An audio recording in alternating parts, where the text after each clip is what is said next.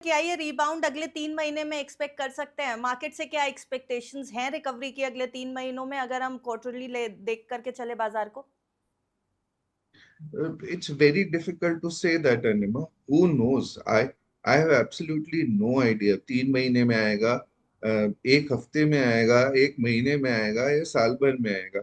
जब मैं हुँ, आपसे 10-15 साल की बात कर रहा हूँ, it does not matter to me really कि वो 3 महीने में आ रहा है, एक महीने में आ रहा है, या 6 महीने में आ रहा है।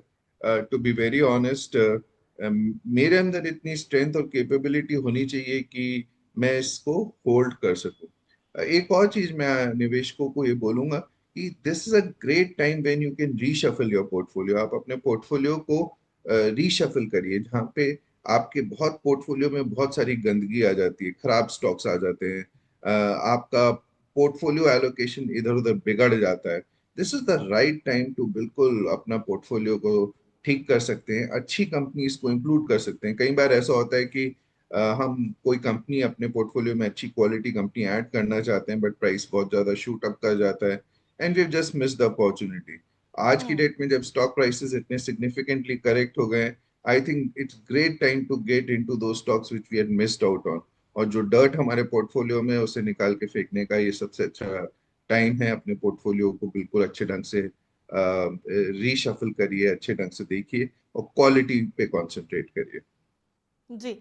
सर हमने कोविड देखा है, हमने डॉट कॉम बबल जैसे क्राइसिस देखे हैं, ये सिनेरियो कहीं न कहीं थोड़ा-बहुत वैसा ही नज़र आ रहा है। हालाँकि लॉन्ग टर्म में आप ऑप्टिमिस्टिक हैं और मुझे लगता है निवेशकों को भी ज़्यादा चिंता करने की ज़रूरत जैसा कि आप कह रहे हैं वो नहीं है। लेकिन फिर भी कुछ ऐसे बास्केट्स हैं जहाँ पर दबाव ज़्यादा नज़र आ रहा है। आज अगर मैं गेनर्स एंड लूज़र्स की बात करूँ तो सिर्फ़ एक कोल इंडिया है जो थोड़ा पॉज़िटिव टर्म्स में नज़र आ रहा है इस समय।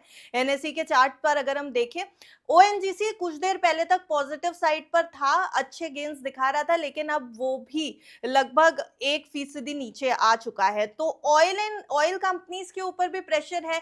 हालांकि क्रूड ऑयल के प्राइसेस बढ़ना कहीं ना कहीं जब हमने पास्ट परफॉर्मेंसेस देखी हैं तो ऑयल कंपनीज के लिए पॉजिटिव सिग्नल होता है, पर यहाँ पर एनर्जी बास्केट के ऊपर भी काफी प्रेशर नजर आ रहा है। सो आने में बहुत कुछ सेंटिमेंटली भी डिपेंड करता है। व्हेन देयर इज, कई बार ऐसा होता है when people come with basket load to sell, तो वो फिर ये नहीं देखते हैं कि किस स्टॉक में रखना है, किस स्टॉक में बेचना है। वो मिलके एकदम से they just throw all the water out of the bucket. तो ऐसी हम्म। सिचुएशन में जो स्टॉक्स अच्छे भी होते हैं या इस क्राइसिस में बेनिफिट कर सकते हैं, वो सफर करते हैं। But still if you look at it, some of the oil producing companies are, the stocks have fallen much lesser than what other stocks have. तो मैं मतलब this is something which is quite natural, happens all the time. So ONGC, अगर short term trade investing और short term traders की बात करें, probably these Coal India and ONGC type of stocks, I'm hmm. not pointing out these particular two stocks, but I'm just saying that these are the kind of stocks which should ideally benefit, and something that one can play around. इसके अलावा भी कोई basket है जो अच्छी लग रही है सर लॉन्ग टर्म के लिए? अभी सही समय है जहां पर निवेश करने का जो लॉन्ग टर्म गेन्स दे सकती है? आपकी कुछ पिक्स हैं? बहुत सारी बास्केट्स हैं Anima. There are tons of companies जहाँ पे मेरे को बहुत अच्छा लगता है, बट हुँ। I would concentrate more on sectors and tell you that मेरे को बैंकिंग फाइनेंशियल स्पेस बहुत अच्छी लगती है Anima, both from valuation perspective and the kind sir of 1 activities. Minute के लिए रोकूँगी मैं आपको। बैंकिंग एंड फाइनेंशियल्स आपने बोला बहुत अच्छा लग रहा है। सवाल मैं आपसे बैंकिंग को लेकर के भी करना चाहती थी। इस समय जनरली मैंने जैसा शुरुआत में कहा था बाज़ार जब टूटता है, तो बैंक्स जनरली जो है वो सपोर्ट दे देते हैं और सँभाल लेते हैं बाज़ार को। लेकिन अगर निफ्टी बैंक की आज हम बात करें, 2000 से ज़्यादा पॉइंट नीचे है सर, 55,424 पे आ गया है। यहाँ से रिबाउंड एक्सपेक्ट करें या फिर अभी बाज़ार में वॉलेटिलिटी जो है वो ज़्यादा रहने वाली है? इंडिया विक्स भी 21% है। So, to be very honest, Artima, I don't know. So, banking sector भी correct हो रहा है because everything is getting corrected. सब हुँ। कुछ बिका जा रहा है इस समय. So, banking sector भी बिक रहा है. But does this make banking financial sector a sector not to look forward to?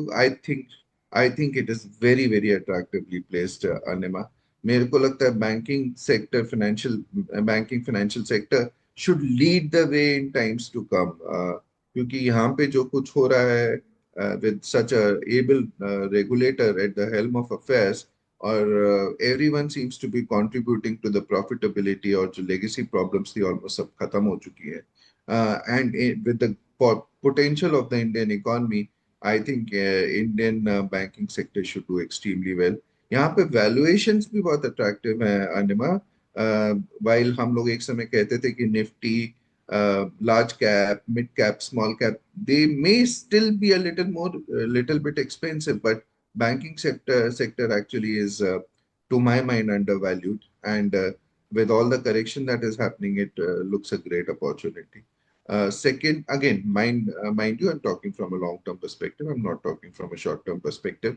मेरे को नहीं मालूम है कि 55,000 पे से रिबाउंड हो जाएगा या 50,000 तक आएगा या क्या होगा. This is something which I am ignorant of. मैं सिर्फ एक intelligent guess मार सकता हूँ, but I can go horribly wrong over there. But I know that in long term it should it should outperform many of the other sectors, and investors investing here for long term should get a lot of profit over here. Second sector जो मुझे बहुत अच्छा लगता है is the pharma sector, and pharma में एक particular space है जो CDMO space है जो मेरे को बहुत अच्छी लगती है. And I think Indian companies are beautifully placed to capitalize on the opening up of this sector going forward. So that is another sector. Third जो मेरे को लगता है capital market plays, जो हमारा stock market से related play है, it looks extremely attractive to me. It's a mega trend that's going on because आज भी हमारी total population का a very small portion of the population is part of the capital markets. And मेरे को लगता है यहाँ पे जितने भी themes जो play out करती हैं, whether it is the stock exchanges, whether it is the brokers, wealth management companies, or the asset management companies, they will become much bigger and better as India progresses going forward, and more Indians participate in the capital markets. Lastly, I would say is that जितनी भी technology backed new age sectors हैं, चाहे वो artificial intelligence हो, semiconductors हो, data centres हो, और e commerce companies, उसमें you need to be selective. But technology based new gen companies जो which are changing the way businesses are being done in the country and in the world, I think those are the companies which can play a vital role going forward, क्योंकि ये growth को lead कर सकती है आगे चल के, despite slightly higher expensive and slightly and more expensive valuation as compared to other sectors. Yet I remain extremely confident. Drones हो गए, आप देखिए, अनिमा, ड्रोन हो गए, सेमीकंडक्टर्स हो गए, ये सब, these are something which will change the face of the world, and I remain extremely optimistic. Lastly, एक और चीज बोलूंगा, डिफेंस सेक्टर भी मुझे बहुत अच्छा लगता है अनिमा, and the reason is there very simple that हम लोग चारों तरफ से हॉस्टाइल नेशन से घिरे हुए हैं, और हमारी जो कंट्री है, वी हैव, उसमें हमारी डिफेंस रिक्वायरमेंट्स मेरे को नहीं लगता है कि वो कभी कम होने वाली हैं. और जिस तरह का एक जियोपॉलिटिकल वो चल रहा है, उसमें डिफेंस अगर हमारा स्ट्रांग होगा, then we can remain resilient. तो ऐसी सिचुएशन में डिफेंस पे हमेशा कंसंट्रेशन रहेगा, और defence company should do well going forward. So I remain optimistic on the defense sector. Buy on dips का रेलेवेंस कितना है सर बाजार में अभी, अगर हम ये समझने की कोशिश करें तो क्या जो मिडिल ईस्ट की पॉलिसीज हैं इस समय कि हम अभी क्रूड का प्रोडक्शन रोकेंगे, उससे सिर्फ और सिर्फ ऑयल कंपनीज के ऊपर दबाव नहीं है, पूरे बाजार के ऊपर दबाव है, लेकिन क्या ये दबाव इस समय नई अपॉर्चुनिटीज दे रहा है? बाय ऑन डिप्स की स्ट्रैटेजी रखनी चाहिए, क्योंकि कई एक्सपर्ट्स का ओपिनियन है कि बाजार को अभी वेट एंड वॉच मोड में डाल देना चाहिए, पोर्टफोलियो से दूर रहे. It's a huge thing. Buy on dips is a huge opportunity. It always is the case, Anima. और इसके बारे में हमें तभी पता चलता है जब हम 5 साल आगे पहुंच जाते हैं, तब हमें पता चलता है कि जो डिप मिला था 5 साल पहले, how relevant it was.